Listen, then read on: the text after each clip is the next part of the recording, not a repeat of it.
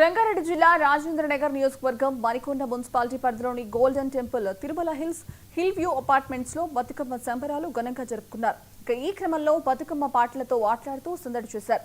తెలంగాణలో బతుకమ్మ పండుగ సంబరాలు ఎంతో ఘనంగా జరుపుకుంటామని, నవరాత్రులు భక్తి శ్రద్ధలతో పూజలు చేసి అమ్మవారిని కొలుస్తామని తెలిపారు.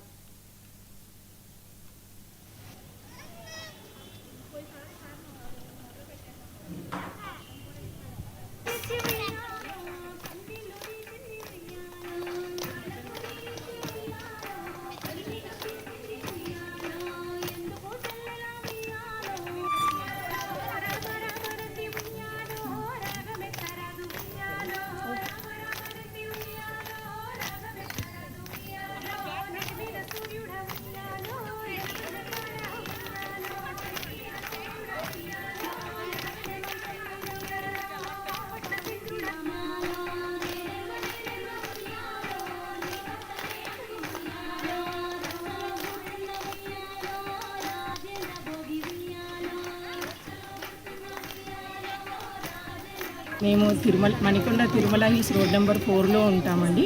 ప్రతి సంవత్సరము మేము ఇక్కడ అందరం కలిసి తెలంగాణ ఒక్కటే కాకుండా ఇక్కడున్న అందరూ చూస్తే మాకు వీళ్ళు ఆంధ్ర నుంచి వచ్చిన ఆడపడుచులు అందరూ ఆంధ్ర ఆడపడుచులతో తెలంగాణ బతుకమ్మ హ్యాపీగా సెలబ్రేట్ చేసుకుంటున్నాము. తెలంగాణలో బతుకమ్మ ఎంత ఫేమసో మా మణికొండలో కూడా మా రోడ్ నెంబర్ 4లో బతుకమ్మ అంత ఫేమస్. ఫ్రెండ్స్, మా తోటి స్నేహితులందరితో కూడా బతుకమ్మ జరుపుకుంటున్నాము. ఈ సంవత్సరమే కాదండి, మేము ప్రతి సంవత్సరం కూడా మా పరిధిలో మేము ఎంతో సంతోషంగా జరుపుకుంటూ ఉంటాము. అండ్ బతుకమ్మ అనేది ఒక మమ్మల్ని అందరినీ కాపాడే ఒక తల్లిలా మేము ఇక్కడ భావిస్తున్నామండి.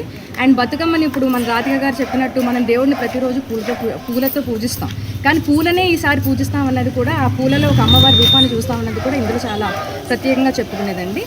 అండ్ నాకు తెలిసినంత వరకు ఇది ఒక 1000 సంవత్సరాలుగా మన తెలంగాణలో బాగా ప్రతిష్టమైన పండుగ అండి ఇది. అండ్ ఇందులో రకరకాల పువ్వులు, అంటే మనకి కొన్ని పేర్లు కూడా మనకి తెలియదు. అందులో ముఖ్యంగా చెప్పుకునేవి తంగేడు పూలు. ఈ పూలన్నీ కూడా ఒకప్పుడు ఎలా కొలిచేవారంటే, అప్పుడు మనకి ఈ వాటర్ ప్యూరిఫైయర్లు ఎవరికి ఇళ్లలో ఉండేవి కాదండి. కేవలం ప్రకృతి ప్రసాదించిన దాన్నే మనం ఆహారంగా పానీయాలుగా తీసుకునేవాళ్ళం. ఈ పూలను తీసుకెళ్ళి ప్రతి నదిలోని ప్రతి కాలువలోని కలిపి ఆ నీళ్ళన్నీ స్వచ్ఛంగా అయితే ఆ నీళ్ళని సేవించేవారండి. అందుకు కూడా అది మనకు ఒక జీవాన్ని పోసేది కాబట్టి బతుకమ్మగా మనం దాన్ని ఎల్లప్పుడూ మాతో జీవం ఉండాలని చెప్పి దీన్ని మేము ఎల్లప్పుడూ జరుపుకుంటూ ఉంటామండి. ఇలాగే జరుపుకోవాలని కూడా నేను కోరుకుంటున్నాను. దానికి తోడ్పడిన నా ఫ్రెండ్స్ అందరికీ కూడా చాలా సపోర్టివ్ ఉన్నందుకు చాలా చాలా థ్యాంక్ యూ సో మచ్.